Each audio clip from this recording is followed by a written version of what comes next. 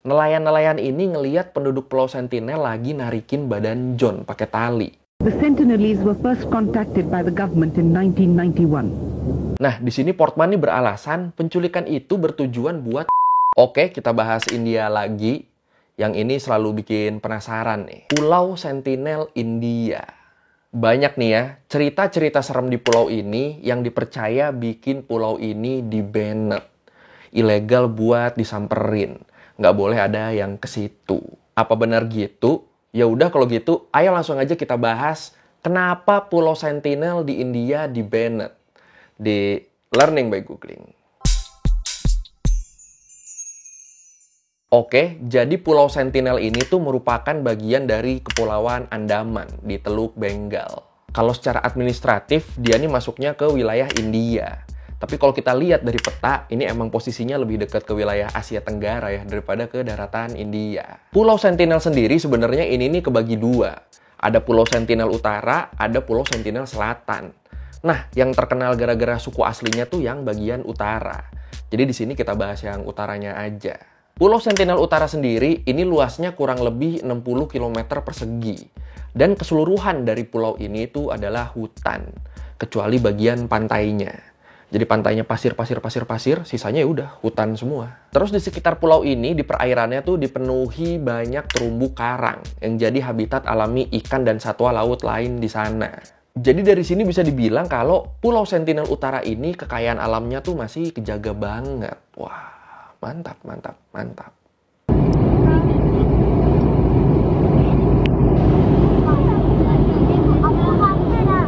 Oke, segitu aja kita bahas geografis pulaunya. Sekarang kita bahas penghuninya. Penghuni asli Pulau Sentinel Utara. Nah, ini nih. Sebenarnya sampai sekarang, nggak terlalu banyak informasi yang diketahui soal penghuni asli pulau ini. Malah nih kalau menurut Forbes, berdasarkan sensus yang dilakukan di tahun 2011, para antropolog memperkirakan kalau orang-orang asli Pulau Sentinel Utara ini jumlahnya antara 15 sampai 500 orang. Iya, saking nggak taunya informasi tentang mereka dan sulitnya melakukan kontak sama orang asli di sana, para ilmuwan jadi cuma bisa ngira-ngira doang. Udah gitu ngira-ngiranya juga selisihnya lumayan jauh banget tadi kan, 15 sampai 500. Ya sebenarnya di tahun 1967, sempat ada beberapa orang yang berhasil berkunjung ke Pulau Sentinel Utara. Dan mereka-mereka inilah yang ngasih informasi tentang cara orang-orang di sana bertahan hidup. Gimana caranya? Jadi, penduduk asli Pulau Sentinel Utara ini digambarin tinggal di semacam gubuk gitu. Gubuk-gubuk yang disusun berhadapan. Dan di tengahnya ada perapian yang selalu dijaga dengan hati-hati. Kenapa apinya dijaga? Karena ada kemungkinan mereka nih belum bisa bikin api. Dan api yang mereka punya dan jaga ini adalah api dari alam. Api yang muncul dari hasil sambaran petir. Ini kebayangkan lu ya. Jadi ada petir nyamber salah satu pohon di pulau itu, entah di bagian mana, sampai pohonnya kebakar. Terus langsung tuh sama mereka, pohonnya atau batang pohonnya yang kebakar itu dibawa ke tengah-tengah pemukiman mereka. Buat mereka pakai. Dan itulah kenapa mereka selalu ngejaga perapian ini. Karena kalau apinya ini sampai mati, itu nggak tahu lagi kapan ada api yang baru. Waduh, jadi agak kasihan ya.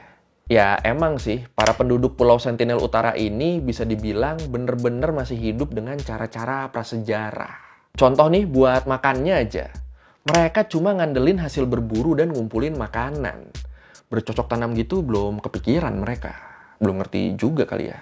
Kemungkinan mereka makan daging kura-kura, burung, sama ikan.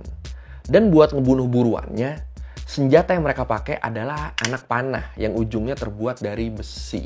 Mereka bisa dapat besi-besi ini, kemungkinan besar itu tuh dari besi-besi bekas yang terdampar dan mereka temuin di bibir pantai. Itu tadi info-info yang udah didapat tentang cara hidup mereka. Nah, yang sampai sekarang belum ketahuan sama para ilmuwan adalah gimana caranya orang-orang Sentinel Utara ini ngobrol. Gimana caranya mereka komunikasi. Para ilmuwan bener-bener belum tahu sistem bahasa yang mereka gunakan tuh kayak apa. Wah. Jadi penasaran ya. It is yet to be discovered what the residents of North Sentinel Island call themselves. Nah, walaupun sebenarnya pulau ini udah dilarang buat dideketin sejak akhir 1990-an, tapi tetap selalu ada cerita-cerita orang yang nyoba ke sana. Cerita-cerita yang bikin Pulau Sentinel Utara ini jadi terkenal. Ya kan? Cerita-cerita yang lu denger tentang pulau ini pasti selalu orang yang pengen nyoba ke sana kan? Selalu kayak gitu ceritanya. Padahal, Angkatan Laut India tuh selalu patroli di sekitar pulau ini. Biar orang nggak ada yang ngedeket ke sana. Ya tapi tetap aja suka ada yang lolos. Dan kalau ngomongin cerita tentang orang yang nekat ke sana, salah satu cerita yang paling terkenal itu terjadi di tahun 2018. Waktu itu ada misionaris dari Amerika, John Allen Chau, yang tewas di tangan penduduk asli Pulau Sentinel Utara. Gimana tewasnya? Menurut National Geographic, waktu itu, John ini lagi berusaha buat nyebarin agama Kristen ke orang-orang asli Sentinel Utara sebelum tewas di sana. Selama proses biar John bisa mendarat di sana, dia tuh sempat berusaha ngasih hadiah ikan ke penduduk di sana, ngasih dari perahu. Tapi selalu dibalas dengan tembakan anak panah. Waduh. Kalau menurut John di catatannya, dia bilang, 2 anggota suku Sentinel bersenjata datang mendekat sambil berteriak. Masing-masing dari mereka memiliki 2 anak panah. Buat tambahan info dikit aja, nelayan-nelayan sana sendiri sebenarnya pada nggak mau terlalu dekat sama pulau ini. Nah ini orang luar tiba-tiba pengen berkunjung ke sana. Apalagi 2 nelayan terakhir yang terdampar di sana di tahun 2006, itu mereka langsung tewas dibunuh sama penduduknya. Jadi dipercaya 2 nelayan ini nih ngelanggar batas wilayah buat ngambilin ikan dan penyu di sana. Endingnya mereka malah terdampar dan langsung tewas dibunuh sama penduduk Sentinel Utara. Abis itu, pas helikopter mau ngambil jenazah nelayannya, helikopternya malah ditembakin panah sama penduduk Sentinel Utara. Dan ya udah, nggak jadi diambil jenazahnya. Dan takutlah nelayan-nelayan sama pulau itu sejak saat itu. Balik ke John Allen Chau, di sini walaupun dia udah tahu cerita-cerita tentang nelayan-nelayan ini, tapi John ini tetap ngebet, dia tetap pengen mendarat di sana. Di catatannya, John juga ngaku, aku ketakutan, namun lebih banyak rasa kecewa karena mereka tidak menerimaku. Ini sebenarnya salut sih gue sama istiqomahnya ya. Nah, setelah nyoba beberapa kali, pengen masuk ditembak, John akhirnya tewas di tangan penduduk Pulau Sentinel Utara di tanggal 16 November 2018.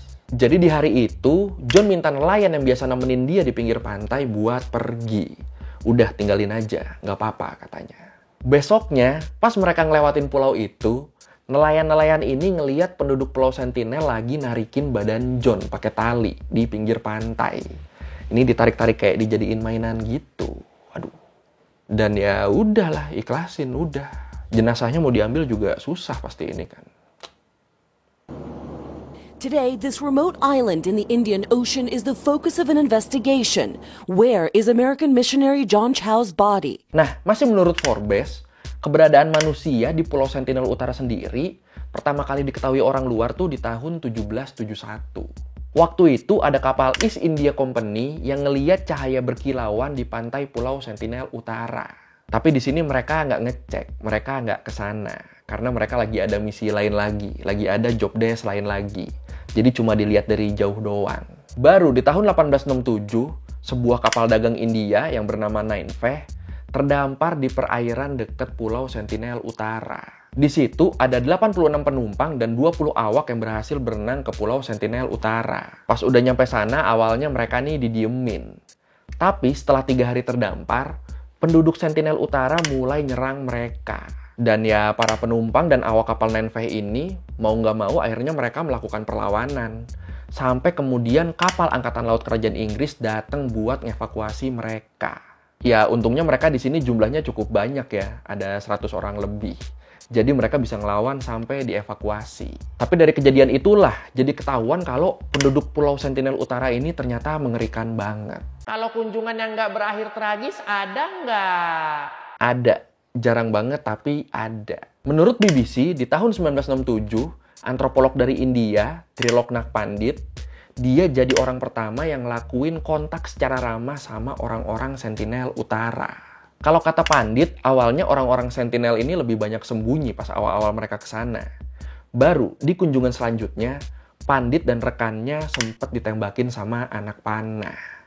Ini emang udah default dari dulu berarti ya. Kalau ada yang kesana, dihajar sama anak panah. Tapi setelah beberapa lama, orang-orang Sentinel Utara ini mulai perlahan nerima keberadaan Pandit dan rekannya. Dan emang di sini Pandit sendiri nggak datang dengan tangan kosong. Sebagai antropolog, Pandit nyoba buat ngasih beberapa barang. Semacam hadiah gitulah, biar orang-orang asli Sentinel Utara ini percaya sama dia. Beberapa benda yang dibawa dan dikasih tuh kayak kelapa, panci, wajan, terus ada juga alat-alat dari besi, kayak palu sama pisau. Dan di sini mereka kelihatan antusias banget sama beberapa hadiah. Kayak kelapa, mereka tuh seneng banget dapet itu. Tapi di beberapa hadiah lain, mereka tuh terkesan kayak males. Contohnya babi. Abis dikasih, babi hadiah dari Pandit ini malah mereka kubur. Aduh, kok gue ngebayanginnya lucu ya? Aduh, dengan dikasih babi nih. Ini babi bisa buat dimakan. Sama mereka malah dimakamin. Gifts of coconuts are means to overcome limited communication and uncertain vocabulary. Coconuts do not grow on these islands, but they are valued by the Sentinelese.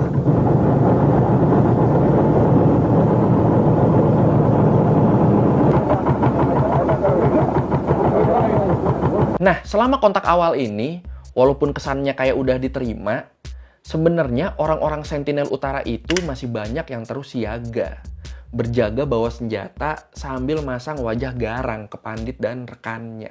Dan untungnya di sini usaha Pandit dan rekannya ini berhasil ya. Mereka tetap bisa pulang dengan selamat di sini. Terus di 1991, pas nyoba ke Pulau Sentinel Utara lagi, Pandit dan rekannya akhirnya dapat sambutan yang lebih ramah dari penduduk pulau itu. Ya walaupun tetap nggak boleh nginjekin kaki ke dalam pulaunya, tapi orang-orang Sentinel Utara pada nyambut Pandit di pantai. Dan udah pasti di sini Pandit langsung ngasih hadiah dan ngambil beberapa dokumentasi orang-orang Sentinel Utara. Dan berkat usaha Pandit inilah, info tentang orang-orang Pulau Sentinel Utara jadi bertambah. Oke, makasih Om Pandit. The Sentinelese were first contacted by the government in 1991. The contact party under the administration is always accompanied by security. The arrow-shooting Sentinelese are a constant fear. Tapi sayangnya, di kunjungan kedua Pandit ini, dia sempat dapat ancaman dari salah satu pemuda pulau di situ. Jadi si pemuda ini ngancem pakai pisau dengan gestur seakan mau ngegorok lehernya Pandit. Aduh. Ya udah, cari aman lah Pandit di sini. Akhirnya Pandit mutusin mundur dan sejak saat itu ekspedisi ke Pulau Sentinel Utara dihentikan oleh pemerintah India. Dilarang oleh pemerintah India. Kenapa dilarang? Karena selain ancaman bahaya dari penduduk asli sana, tapi sebenarnya keberadaan para pendatang ini malah lebih mengancam penduduk asli Pulau Sentinel Utara. Iya, kita lebih mengancam buat mereka. Kok bisa gitu? Kalau menurut BBC, dengan adanya pendatang yang datang ke situ, penduduk asli Sentinel Utara ini bakal rawan banget terpapar penyakit yang dibawa sama orang-orang dari luar pulau. Karena mereka kan seumur hidup tinggal di pulau itu doang kan. Tubuh mereka jadi nggak punya imunitas buat penyakit-penyakit dari luar. Jadi nantinya nih, sekalinya terjangkit, kemungkinan bakal berakibat fatal. Dan kasus ini sebenarnya udah pernah terjadi. Menurut Survival International, di tahun 1880-an, perwira Inggris yang bertanggung jawab atas wilayah Andaman, Maurice Vidal Portman, dia berambisi banget buat berkontak sama orang-orang asli Sentinel Utara. Oh iya, waktu itu Pulau Sentinel Utara sendiri ini diklaim secara sepihak sebagai bagian dari koloni Inggris. Ya biasa lah ya. Ya udah, akhirnya Portman dan pasukannya masuk ke pulau itu. Sampai beberapa hari kemudian, mereka masuk ke wilayah gubuk-gubuk itu dan nemuin sepasang orang tua dan beberapa anak-anak. Yang orang-orang dewasanya sama pemuda-pemudanya, pokoknya yang lagi usia-usia primanya tuh pada nggak ada. Nggak tahu lagi berburu atau gimana, pokoknya nggak ada di situ. Akhirnya, sepasang orang tua dan anak-anaknya ini mereka bawa paksa. Mereka culik ke Port Blair, ibu kota Kepulauan Andaman. Nah, di sini Portman nih beralasan penculikan itu bertujuan buat neliti orang-orang Sentinel Utara. Tapi belum sempat diteliti, pasangan orang tua tadi malah jatuh sakit dan meninggal. Terus anak-anaknya mereka diketahui juga terjangkit penyakit. Dan kampretnya Portman, abis ketahuan sakit, bukannya disembuhin dulu, anak-anak ini malah langsung dibawa balik ke Pulau Sentinel Utara. Dari situ para ilmuwan dan ahli sejarah lokal nggak ada yang tahu gimana akhirnya kondisi penduduk Pulau Sentinel Utara setelah anak-anak itu pulang. Tapi mereka berspekulasi kalau anak-anak ini kemungkinan besar udah nularin penyakit ke penduduk lain di Pulau Sentinel Utara. Dan kemungkinan besar banyak korban berjatuhan di sini. Makanya kan sejak saat itu mereka jadi lebih garang ke orang asing ya. Aduh, Inggris, ada aja kelakuan. Trip to North Sentinel Island in the Andaman Sea was both perilous and illegal. The endangered tribe that lives there, the Sentinelese, have kept their way of life for centuries, rejecting contact with a modern world, known for attacking outsiders. Oke, sekian Learning by Googling kali ini tentang kenapa Pulau Sentinel Utara di India itu ilegal buat didatengin, ilegal buat dikunjungin. Ya ini ternyata selain merekanya yang berbahaya, kitanya juga lebih berbahaya ternyata ya. Kalau lu mau revisi kali gue udah salah, atau lu mau nanya, atau lu mau nambahin yang ada di video, bisa lu tulis di komen, kita diskusi di situ kayak biasa.